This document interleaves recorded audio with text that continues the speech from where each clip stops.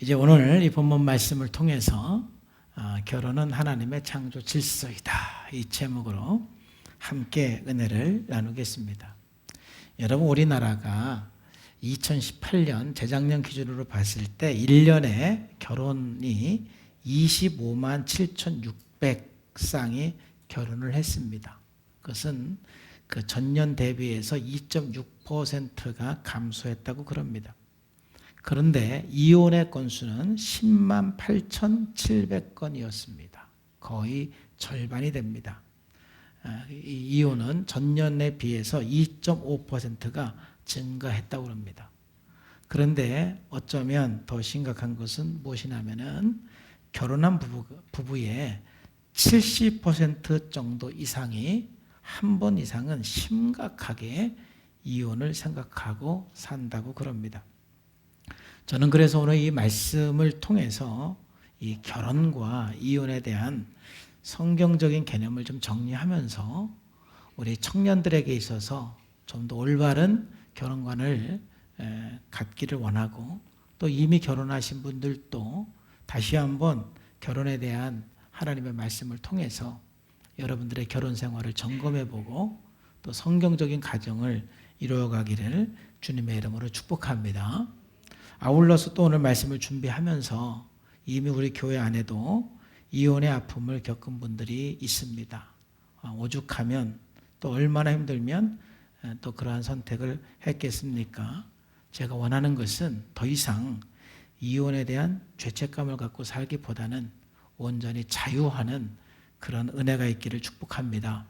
그러기 위해서는요, 이런 말씀을 통해서 회개할 것은 회개하고, 또 내가 회복할 부분은 회복을 한다면 분명 또 다른 하나님의 선한 뜻을 발견하게 되고 더 축복의 길이 여러분 앞에 놓여지게 될 줄로 믿습니다. 우리는 그동안 마가복음 9장까지 설교를 했고, 회복의 길에 대한 설교를 우리가 한 15주 동안 했습니다.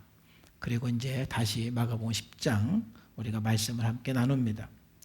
마가복음 9장은 예수님의 고난에 대한 말씀, 그리고 하나님의 나라와 공동체 회복을 위해서 제자들이 어떠한 태도를 가져야 되는지를 예수님께서 가르쳐 주셨습니다. 이제 예수님께서는 유다 북쪽인 갈릴리 지역을 떠나서 남쪽 땅을 향해서 출발하는 것을 보게 됩니다. 1절 말씀에 보면은 예수께서 거기서 떠나 유대 지경과 요단강 건너편으로 가셨다 그랬죠. 거기서 떠났다 그랬는데 거기가 어디냐면은 바로 마가복음 9장 33절에 보면은 가버나움에서 예수님께서 마가복음 9장에서 가르치셨지요. 그러니까 가버나움은 갈릴리 부근입니다. 거기에서 떠나 이제 요단강을 건너서, 요단 동편입니다. 요단강을 건너서 이제 남쪽으로 예루살렘을 향해서 지금 가시고 있는 중이고, 그 가시다가 노정에서 많은 사람들이 예수님께 또 몰려왔어요. 이미 예수님께서 인기가 좋기 때문에 가는 곳마다 사람들이 모여들었어요. 그래서 예수님께서 거기서 많은 사람들을 가르치셨습니다. 그런데 2절 말씀에 보니까 바리새인들이 예수님께 나와 그를 시험하여 묻되 사람의 아내를 버리는 것이 옳습니까? 이렇게 물어요. 이 질문은 예수님을 시험하기 위한 것인데, 이게 무슨 말이냐면은 지금 요단 동편은 헤롯 왕이 통치하는 지역입니다. 근데 여러분들이 아는 것처럼 헤롯 왕은 자기 동생의 부인 헤로디아와 결혼하기 위해서 자기 본부인을 버린 사람입니다. 근데 성경에서는 그 본부인이 누구인지는 나오지 않는데, 그 요세푸스 역사 기록에 보면은 그 헤롯의 본부인은 나바테아 나라의 공주였다고 그럽니다. 그러니까 한 나라의 그 공주가 그 왕에게 버림받았기 때문에 그 두 나라 간에 또 갈등이 생겨서 결국 그 문제로 인해서 전쟁까지 일어났다고 그럽니다. 또 그리고 우리가 잘 아는 것처럼 이 헤롯 왕이 그 공주를 버리고 헤로디아와 결혼한, 자기 동생의 부인과 결혼한 그것을 책망해서 결국 순교를 당한 사건을 여러분들은 알고 있습니다. 바로 그 지역에 예수님께서 가셨는데, 그래서 헤롯이 자기 본부인을 버리고 또 재혼한 이게 굉장히 이슈가 된 그 땅에서 바리새인들은 예수님을 시험하기 위해서 이혼에 관한 질문을 한 것이죠. 그러니까 이 질문을 할 의도는 뭐냐면은 예수님께서 이혼하면 안 돼라고 말을 하면은 바로 예수님도 침례 요한과 같은 입장을 취하는 정치적으로 위험 인물이라는 것을 부각시키기 위해서 예수님께 이런 질문을 했던 것입니다. 근데 예수님께서는 일단 직접적으로 대답을 하시기 전에 대부분 그렇게 말씀을 하셨는데 다시 그들에게 질문을 합니다. 대답하여 이르되 모세가 너에게 어떻게 말하였느냐 이렇게 질문을 하죠. 그러자 바리새인들이 대답합니다. 이르되 모세는 이혼 증서를 써 주어서 버리기를 허락하였나이다. 모세 율법에 많은 내용이 있지만 그 중에 이혼을 허락한 것을 그들은 인용해서 말하죠. 이 말씀은 신명기 24장 1절 말씀을 인용한 것입니다. 사람이 아내를 맞이하여 데려온 후에 그에게 수치되는 일이 있음을 발견하고 그를 기뻐하지 아니하면 이혼 증서를 써서 그의 손에 주고 그를 자기 집에 보낼 것이다 그랬습니다.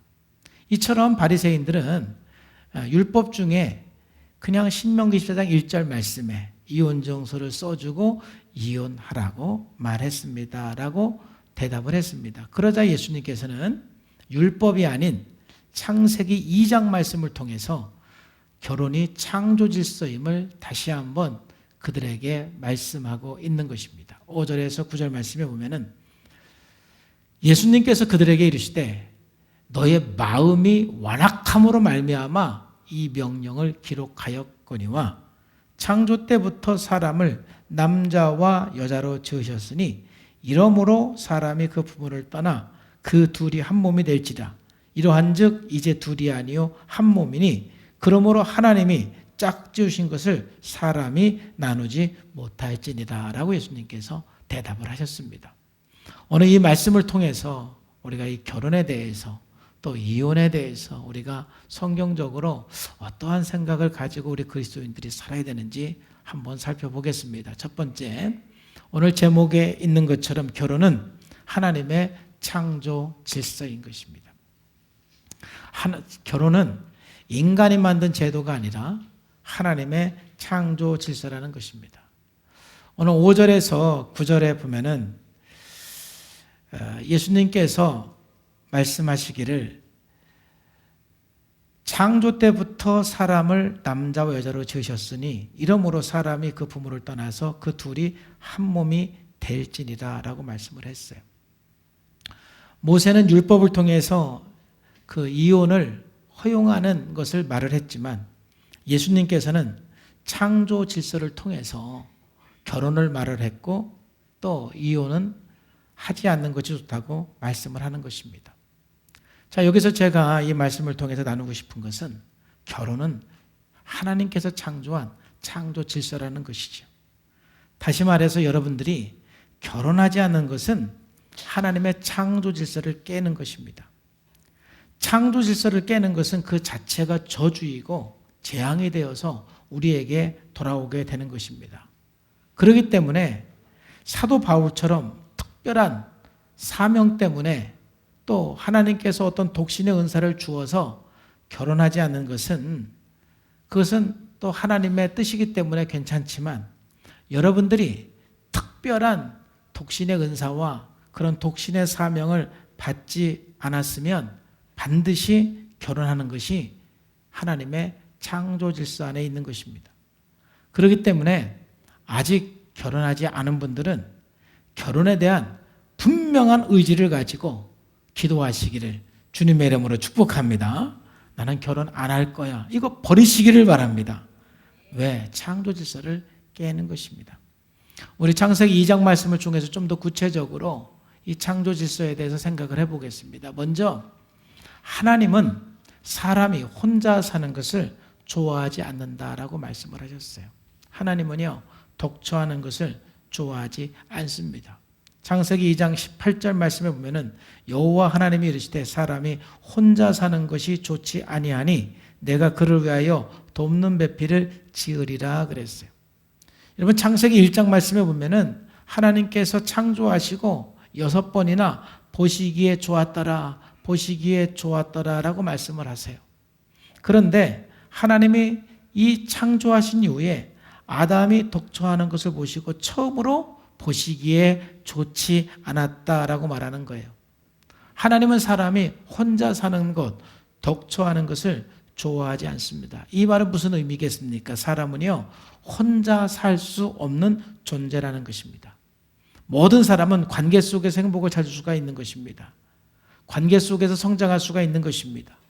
또 우리는 관계 속에서 하나님의 나라를 경험할 수가 있는 것입니다. 그러므로 우리는 관계를 떠나서는 행복할 수도 없고, 관계를 떠나서는 성장할 수도 없고, 우리는 관계를 떠나서는 살 수도 없는 것입니다. 그러므로 마귀는 끊임없이 인간 관계를 파괴하는 것이고, 특별히 부부관계를 파괴하는 것이 사단의 역사인 것입니다. 그러므로 어떤 사람은 관계 트라우마 때문에 나는 결혼하지 않을 거야 라고 말하는 사람이 있어요. 늘 엄마 아빠가 싸우는 것을 보면서 나는 절대 결혼하지 않을 거야 라고 말하는 것은 여러분 사단이 주는 생각이라는 것을 아셔야 돼요. 그런 창조 질서를 깨는 것입니다. 어떤 사람은 결혼하려면 돈이 있어야 돼. 나는 돈이 없어서 결혼을 못해 라고 생각하는 사람도 이건 사단의 음성인 것입니다. 창조 질서를 깨는 것입니다. 그게 무슨 뜻인지 저는 이해는 하지만 그렇다고 해서 결혼을 포기하는 것은 그리스도로서 맞지 않습니다. 또 어떤 사람은 나는 결혼할 능력이 안 되는 사람이야, 나는 결혼할 준비가 안 된 사람이야 해서 나는 결혼을 안 할 거야 라고 생각하는 사람도 있습니다. 이러한 모든 것들이 어떻게 보면은 관계를 깨는 것이고 결혼을 부정하는 것이기 때문에 하나님의 창조 질서를 배반하는 것입니다. 그건 재앙인 것입니다. 여러분 우리는 서로 돕는 배필을 통해서 서로 채워지고 서로 성장하는 것입니다. 내가 그를 위하여 돕는 배필을 지으리라 그랬습니다. 특별히 우리는 결혼해서 서로 부부간에 서로 성장을 도와주고 서로 필요를 채워주고 서로의 그 하나님과의 그 관계를 도와줄 수 있는 돕는 배필이 되는 것입니다. 그래서 하나님께서는 아담이 독처하는 것, 혼자 사는 것을 좋게 보지 않고 하나님께서 직접 여자를 창조해서 아담에게 이끌어 가셨던 것입니다. 이것이 바로 하나님께서 만든 결혼 제도인 것입니다. 아담이 독처하는 것을 좋지 않게 여기시고 직접 아담을 도울 수 있는 배필을 창조해서 직접 아담에게 하나님께서 이끌어 가셨습니다. 창세기 2장 21절 22절에 보면은 여호와 하나님이 아담을 깊이 잠들게 하시니 잠들매 그가 그 갈빗대 하나를 취하고 살로 대신 채우고 여호와 하나님이 아담에게 취하신 그 갈빗대로 여자를 창조했습니다. 그리고 어떻게 했습니까? 그를 아담에게로 이끌어 갔습니다. 마치 결혼식에 신부의 아빠가 신부의 손을 잡고 그 딸을 이끌어서 그 아담에게 신랑에게 이끌어 가듯이 마치 지금 하나님께서는 아담이 잠에서 깨어났을 때 하나님께서 창조한 하와를 손을 잡고 이끌어서 아담으로 이끌어 가는 것입니다. 이것이 하나님께서 만드신 결혼 제도이고 부부 관계인 것입니다. 여러분, 결혼은 결코 인간이 만든 어떠한 제도가 아닌 것입니다. 여러분, 결혼은 어떠한 문화가 아닌 것입니다. 결혼은 하나님께서 창조한 창조 질서인 것입니다. 결혼은 그러므로 특별히 하나님의 은사, 독신의 은사를 받은 분이 아닌 이상 결혼을 하는 것이 바로 하나님의 뜻에 순종하는 것이고 창조 질서에 순응하는 것이고 이게 복인 것입니다. 그러면 결혼이라는 것이 무엇이냐? 오늘 말씀을 보면 결혼은 바로 부모를 떠나서 한 몸을 이루는 것이다 라고 말하고 있는 것입니다. 23절과 24절 말씀을 보면은 아담이 이르되 이는 내 뼈 중에 뼈요 살 중에 살이다. 이것을 남자에게 취하였은즉 여자라 부르리라. 그렇게 말씀했습니다. 그리고 24절에 보니까 그러므로 남자가 부모를 떠나서 그의 아내와 합하여 둘이 한 몸을 이룰지니라 그랬습니다. 여러분, 결혼을 하기 위해서는 두 가지 조건이 중요합니다. 하나는 부모를 떠나는 것입니다. 그리고 하나는 둘이 연합하여 한 몸을 이루는 것입니다. 여러분, 부모를 떠난다는 것은 육체적인 떠남의 이상, 심리적인 떠남을 말하는 것입니다. 심리적인 개별화를 말하는 것입니다. 심리적으로 부모하고 개별화가 될 때 우리는 부부가 한 몸을 이루고 연합할 수가 있는 것입니다. 부모와 심리적으로 개별화가 되지 아니하면 부부 간에 연합할 수가 없는 것입니다. 하나는 깨지는 것, 하나됨이 깨지는 것입니다. 여러분, 부모님과 개별화가 안 된 사람의 특징이 몇 가지가 있습니다. 가장 큰 특징은 뭐냐면은 개별화가 되지 않은 사람은 굉장히 누군가를 통제하려고 합니다. 통제를 받고 통제를 하는 것이 편한 것입니다. 많은 사람들은 어떤 불안 때문에 누군가를 통제하는 것입니다. 근데 그 통제하는 그 깊은 그 내면을 보면은 개별화가 되지 않았기 때문에 그렇습니다. 분리되지 않았기 때문에, 아직까지도 탯줄이 끊어지지 않았기 때문에 계속해서 통제하는 것입니다. 통제하는 속에서는 결코 부부가 하나가 될 수가 없는 것입니다. 두 번째, 개별화가 안 된 사람의 특징은 뭐냐면 과도하게 누군가를 의존하게 되어 있습니다. 이건 통제의 정반대이죠. 그래서 의존하지 않고는 내가 견딜 수가 없는 것입니다. 바로 의존 관계는 인격적인 관계가 아닌 것입니다. 여기에는 하나됨, 연합이라는 게 없습니다. 정말 하나됨을 위해서는 어쩌면 각각의 존재를 인정해 줄 때 하나가 될 수가 있습니다. 하나님 앞에서 각각 독립체가 될 때 또 하나가 될 수가 있는 것입니다. 또 세 번째는 제가 프로그램 하면서 많이 경험하는 것인데, 너무너무 부모를 미워하고 부모를 용서하지 못하는 사람은 정서적으로 또 개별화가 안 된 것입니다. 계속 내 안에 부모를 향한 미움, 부모를 향한 원망, 이게 있는 분들은요, 부부간에 연합하고 하나가 되는데 굉장히 어려운 사람이 있습니다. 여러분, 그래서 결혼을 해서 아내와 하나가 되고 연합하기 위해서는 절대적으로 심리적으로 부모님을 떠나는 개별화가 중요한 것입니다. 그리고 나서 서로 부부가 하나 되는 것, 연합하는 것이 중요한 것입니다. 그럼 부부가 어떻게 하나가 될 수가 있겠습니까? 이 내용은 너무 내용이 많기 때문에 다음 주에 따로 이 부부가 하나가 되기 위해서 어떤 것들이 필요한지는 좀 더 말씀을 드리길 원합니다.